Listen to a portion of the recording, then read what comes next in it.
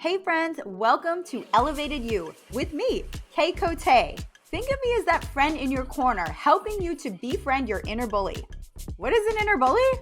You know, that naysaying voice that's holding you back from reaching your dreams and goals. I'm here to help you break through the lies, self-doubt, and fears that hold you back so you can reach the truest version of yourself. On this show, I share real-life stories, impactful conversations, and resources to help you live an elevated life. You know those times in life when you're at a pivot point or a low point in life where you feel like you're stuck? My next guest shares a story where he has not only hit that point once in his life, but actually twice in his life, and a creative outlet that inspired him to get out of his rut. My dear friend Dustin, also known as DJ DILLZ, found a passion for music that has inspired his drive for life. He has a dream to play the biggest festivals and help people find joy through music.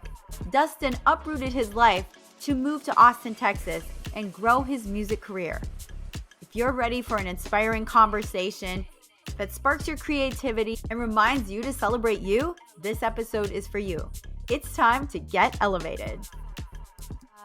All right, so Dustin, DJ DILLZ, which I love. I think of a dill pickle, I won't lie. You're not the first person to say that, and you won't be the last. I love that. Like, I just think of this like pickle on a DJ, like at a DJ booth, just like jamming out. I'm No. sorry. It's funny. Yeah, you're not the first person to say that, and I imagine the exact same thing every time. You might need to like do some marketing around that and have like a pickle mascot. It's too bad there's a DJ Pickle already, or I would probably have come up with something. Yeah, shoot. Yeah, maybe. Yeah. I love that. Well, okay. So, Dustin, DJ DILLZ, I love this. I love that we've had this opportunity to connect, especially both as creatives and both as finding creativity as a very life giving time in our lives when we were struggling. And so, I'd love to hear a bit about your backstory, who you are, and who you are as an artist. Sure. First off, thank you very much for having me on. I really appreciate it.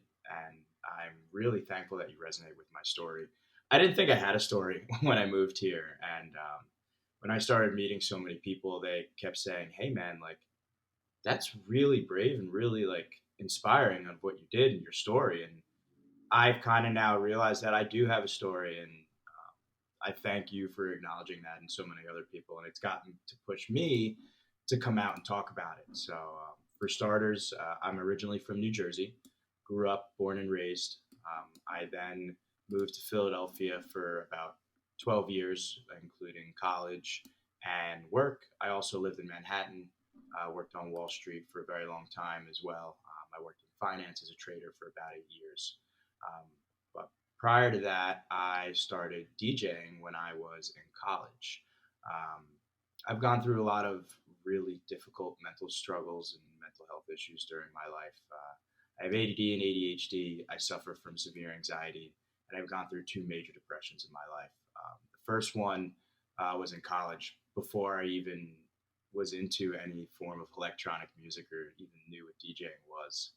I had a really nasty breakup where my best friend hooked up with my girlfriend for a long time. So it was rough. And on top of that, I was at the point where I just didn't want to be in school.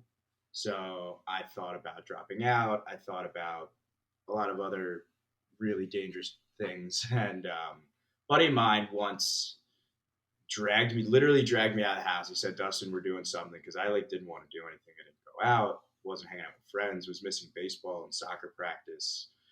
I was a part of a fraternity where I was the vice president, and I didn't even attend meetings. It got pretty bad at one point. But at that point, I think that was my sophomore year in college. And my buddy's like, yo, we're going to go to this concert tonight. There was a show. It was Avicii and Krewella. I had no idea who the hell they were. But my first show ever, I saw Avicii when Levels came out. And it was... Oh, my goodness. Everything you can imagine. And for those 2 to 3 hours that I was there with those artists, nothing else mattered.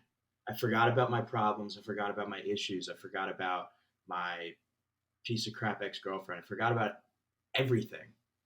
And I thought to myself, when everything was over, I was like, yo, dude, why can't everything else be like this? And I became immersed in music and EDM. And not only was it the music that made me feel that way, it was all the people around. Because growing up where I'm from in the Northeast, it's very dog eat dog world. It's very judgmental. Everyone cares about status, and they're all out for themselves for the most part.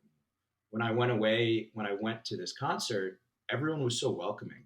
No one cared about who you were. No one cared about what you did for a living, how much money you made.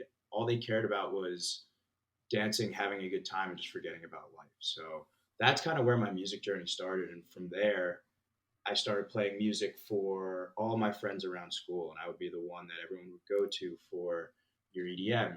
I would create playlists for our parties, and then it got to a point where I was like, "Hey, man, why don't you try DJing?"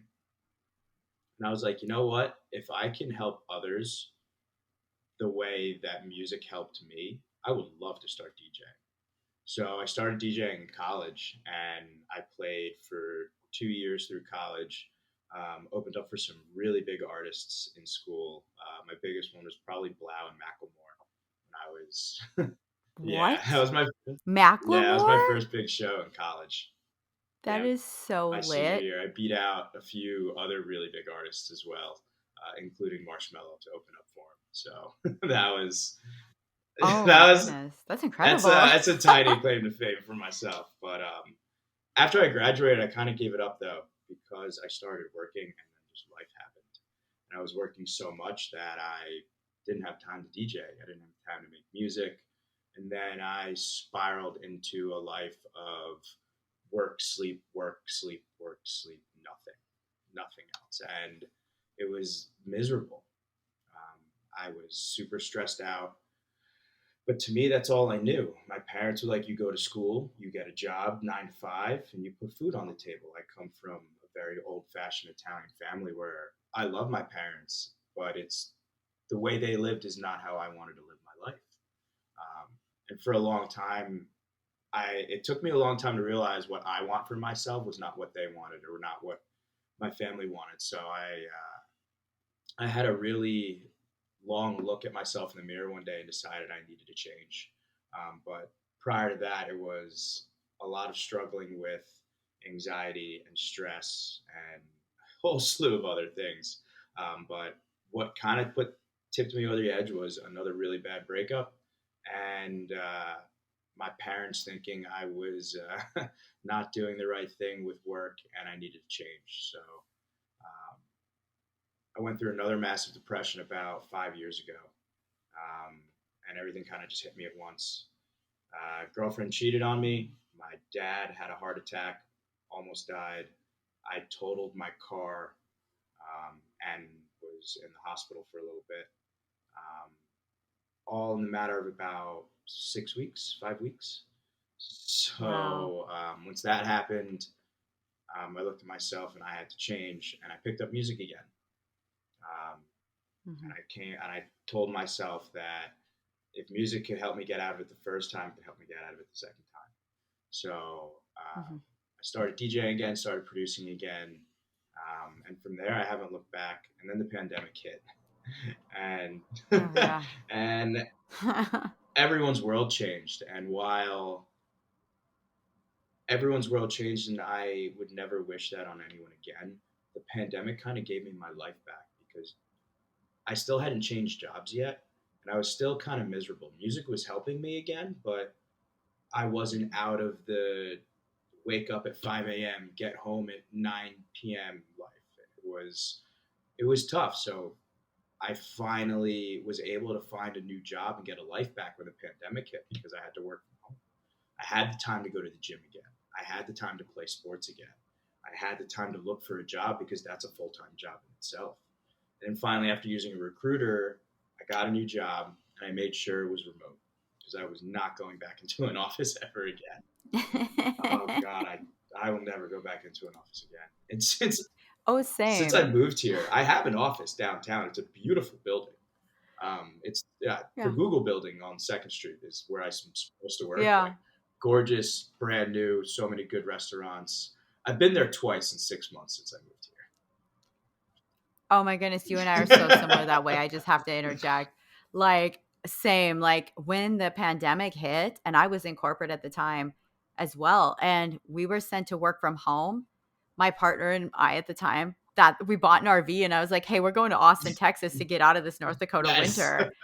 And like I didn't get fired because like everybody was remote exactly. anyway. And I was like, what are you going to do without one of your only workers right now? So, yeah, definitely took advantage of that. Yep, 100%. I'm so happy you did that because you're another testament like myself where you didn't let the pandemic get you down. Of course, at first everyone had Yeah. their struggles, but I looked at it as an opportunity to finally change my life. Whereas I knew a lot of people didn't, just stayed stagnant and Mhm. let life be. And I'm very appreciative of the way things happened. I know that I have gone through a lot of shit with a lot of troubling times, but I look back at them now and say, hey, you know what? They helped me build who I am today. They helped me change. They allowed me to really look inward and change myself and give myself the life I wanted. So after that, when I got the remote job, it was where am I going next? So it was here, San Diego, or Denver.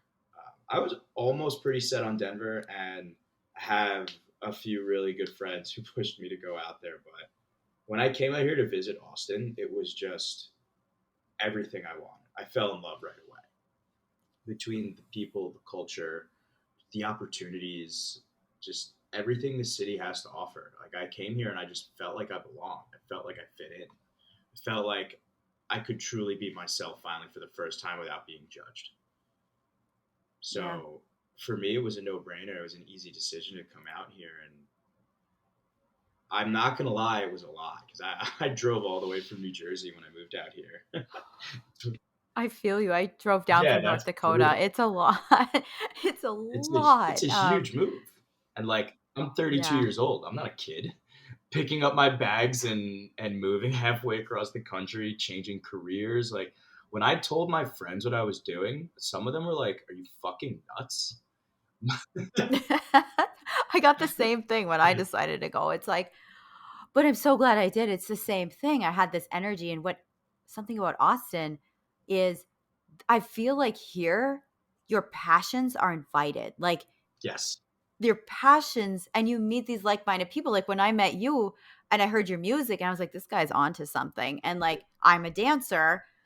And like I just felt that same thing. Like it's an incubator for passions to grow. And that's what I love about Thank it you. here. I appreciate that.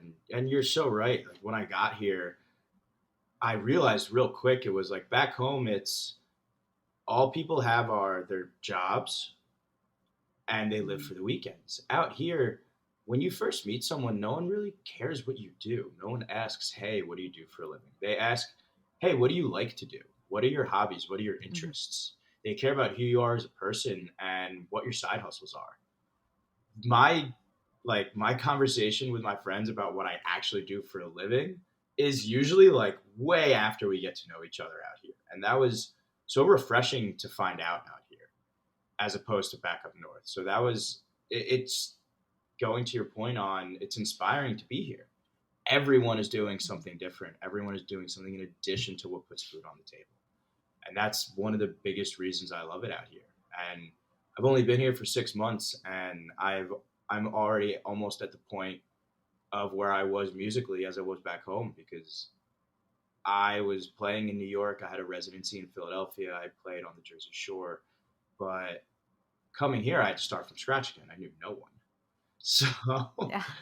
I feel uh, that. I knew no one at all, and except for one friend group, but they weren't connected in the music scene. So I had to build everything up. I had to meet people. So um, it's been a challenge, but a magical journey at the same time. And on top of that, I've gotten to meet some incredible people, incredible friends, people like that I can really share my passions with my music and sports and soccer and fitness. Yeah. Yeah. I've seen the fitness stuff too. And you know what you said too about like when you align with your passion, the doors open Much faster. faster. I mean, like you're playing downtown. I've seen you at multiple venues. Like you're playing some pretty awesome shows. And that's like how I met you. I was like, there was instantly, I just like knew I resonated with your energy because I had that same kind of thing with my dancing. Like doors, I met Sierra Shuffle, like Sierra, The we're friends what? now. That's amazing. Yeah, like we're friends. I took her basic shuffle class this past weekend at it was a fitness event that was going on at highbrow Okay. lowbrow, and instantly See, connected. that's amazing. Instantly, like I want to ask her to coffee. It's again, you find that's what I love about this community. I think it's drawing that energy in of people who want more out of life. They've been through the trenches. Everyone has that here. They've been through. They yeah. It's so much of your story I see in my story. A lot of it, everything, even like with your dad. I lost my dad to a stroke suddenly, Sorry. and but it's like in the end of it all, it's like really inspired me to really go down this health and wellness, dancing, movement, energy path because I saw what his life was and I was like, I need something different. You need to do this That's now. how it's inspiring. I'm sorry about your loss, and I Thank think you. it's incredibly beautiful that you used it to inspire yourself to change, which is probably exactly what he would have wanted. So keep going. You're doing a great job, and thank you for the music love as well, because I'm playing all over the city. You're right, in such a short time. And I don't even realize it. People have come up to me and they're like, "Dude, how do you do this? How'd you get into Summit? How'd you play Higher Ground? How'd you already play Native? Like you've been here 6 months." I'm like, I'm getting lucky with the relationships that I'm building, and people just resonate with my energy, like just like you. Mhm. People resonate with my story, and just being a good, kind person. Like people always say, like good guys finish last or kindness doesn't work anymore, and I'm like, you're insane. Like for people who say that, go kick rocks. Like I'm kindness isn't weakness to me. It's given me such amazing networking opportunities by just being me, and I'm able to express that here so much more. And my music has Mhm. flourished, and I have had so many people reach out to me to play all over the place now, and I've got 3 gigs already for May. I was supposed to have another three, but 1 week and I won't be here. Yeah. So everything's moving so fast, and it's happy to see. And now it's looking back, the younger version of myself would be damn proud of where I am right now. That is so encouraging. And you know, you say something that really resonates with me too. Your story reminds me of a part of my life right before I moved here when I was living in North Dakota. And I got to this point where it was almost like a live like you were dying, but it was a live like you were moving. It's a live like this is your last season in this space. And I felt when I allowed myself to just flourish, allowed myself to succeed and not say, oh, I'll do that next week because I have next week. I was like, I have a month left in here. What can we do with it? I ended up being hired by a bar to be a shuffle dancer for them. Paid. That's Yeah. awesome. The week I left, I partnered with a DJ, Wait, that was did the it for a week? month. But the thing about it is, it was a litmus test for me. It was like, hey, can I do this in a comfortable Yep. space? And then I was like, I can duplicate that. And if this is working now, I'm just moving to a bigger place where it's going to work even more rather than I'm like, it's a starting over. Yes. But like you said, you meet the people. And if you're genuine and kind, then, and your purpose is true and your passions are authentic, you're going to connect with those people, especially in a place like Austin. So I 100%. love that. And Yeah. that's great because you said it yourself. You used it as a litmus test, and you knew that it would just Yeah. roll right over into here. But you just got to take that step. So many people want to change. Mm. So many people want to do something different with their life. So many people think, what if I did this differently? But they don't realize that it's a lot easier to do than they think. They're just scared of change. And if you're welcome and opening to it, look what can happen. Isn't that the truth? Amen to that. I kind of went off on a little bit of a tangent there, so excuse me, but No, it's beautiful. I think that's what makes it you're right. authentic. Like those are the things that you that really resonate because how many people can relate to a story of what you've been through? Some aspect of your story is going to be somebody's going to relate to, and if they see you coming in with kindness as your main thing and authenticity as your main thing and then just like connecting with community, that gives them courage because a lot of people are really scared. They're scared to step out there into their passion. They're like, what do people think? They're scared of judgment. They're scared of failure. So I'd love to ask you, like, how would you encourage people to actually step in and pursue their passions to elevate their life? It's a great question because there was a point in time where I was too afraid to do this and I was scared.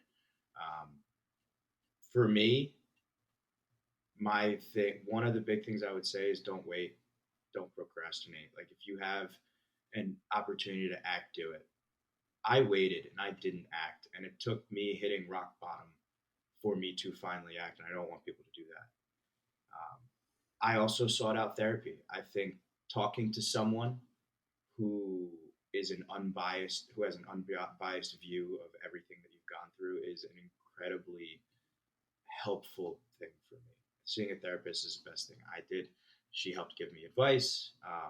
In addition to that, um, try multiple different things. If one way works, don't get discouraged saying, oh, well, I can't do it now because this didn't work. I failed a bunch of times before I got here, but every single thing I tried to do that was technically considered a failure, I used as a learning experience. I was like, okay, you know what? That didn't work this time. Let me try this next time. A lot of people will at least try that first thing and then give up. It took me Hmm. almost 2 to 3 years to find a job to get here. I went through Hmm. numerous headhunters, staffing agencies, recruiting firms, and I gave up a few times. But that little voice in my head kept saying, "Hey, where do you want to be in your life?" So I had to push myself to keep going. So I accepted the failures, I learned from them, and I finally accepted change. For me, it was I was comfortable where I was. I was making decent money, living a decent life, able to afford rent and put food on the table. But is that really what I wanted? It wasn't fulfilling. I knew I Hmm. wanted more. So to me, just like really look at yourself in the mirror and ask yourself, is this the life you want? Where do you see yourself in 3 years? Where do you see yourself in 5, 10 years? If you think you can get there, do it now. So many people think that tasks of what they do in the future are for the future. No, no, no. Everything you do today and tomorrow and the next day are for 2, 3, 4, 5 years from now. Everything I Hmm. started doing for myself 5 years ago, I finally started seeing 3, 4 years ago, and now today. It's like I go back and I look at where I was back then and everything, all the little steps you've done. And it's Hmm. for me, sometimes I just wouldn't see progress. But then I have to remind myself, even 1% better is still progress. A little bit of progress is better Hmm. than no progress at all. So those are some of the things that Oh, I would give someone who's watching this advice for. that is beautiful. And it's so true. And one thing you said, I always go back to this quote. It's you're planting good seeds. You're planting seeds for the future. And every seed that you plant in the ground, it may take, like you said, 2, 3, 4 years to get here and to grow, but it's the intention behind planting those seeds that's really gonna start to grow you. And I experienced a very similar thing. It was 2, 3 years ago when I moved out here. I was still in corporate and was able to work remote, but I lived in Austin for 4 months in an RV with my partner, and it really opened my eyes. I got connected with people and places that when it came back to move, like coming back permanently, I was able to reconnect with those people and I didn't have to acclimate. I could dive right in. One person led to two. Nikki Zaka, I met in a spin class, led to squash, that led to everything else. Like And it's just like people are amazing that way. And so when you're a super connector and a community engager, like and talk about your passions with people, you're going to find people that resonate with you, because when you're authentic and you're planting good seeds, you're going to find those people wherever you go. So I love that story. That's so cool. 100%. Thank you. I resonate with that wholeheartedly. And living here in an RV for 4 months is not easy. So God bless. And it was during it was during that snowstorm. Like, it would look like Fargo, North Dakota here in Austin. And there was no infrastructure for it. It was crazy. We had to relocate out of the RV into a hotel. Luckily, I was in hospitality at the time, so that really helped. It was insane. And I thought, what the heck is going on? Is this for real? This looks like Fargo right now. And I don't know if did you hear about that? No, this is mind blowing to me. What? I looked outside. I was like, it is freaking North Dakota. And it was like negative That's crazy. 3. It was cold. Shit. Right? Here. Yeah. People freak out when it gets to 30 degrees, not negative 3 degrees. That's insane. It was insane. We were at the hotel for a week, and I had news broadcasters reaching out to me from North Dakota who were like, hey, can we do an interview with you? And I was like, yeah, let's chat. Sure. That's incredible. Yeah. Okay. So you are rocking and rolling in your space. You're finding your groove here 6 months in. That's incredible. I'm just behind you. I was 4 months in. So I would love to hear, what have you got next that people can connect with, and how can people find you? Okay, so next Wednesday, I'm probably going to be playing somewhere downtown.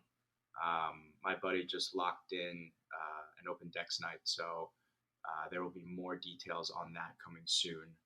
I post everything on my Instagram page. It's the biggest page for me.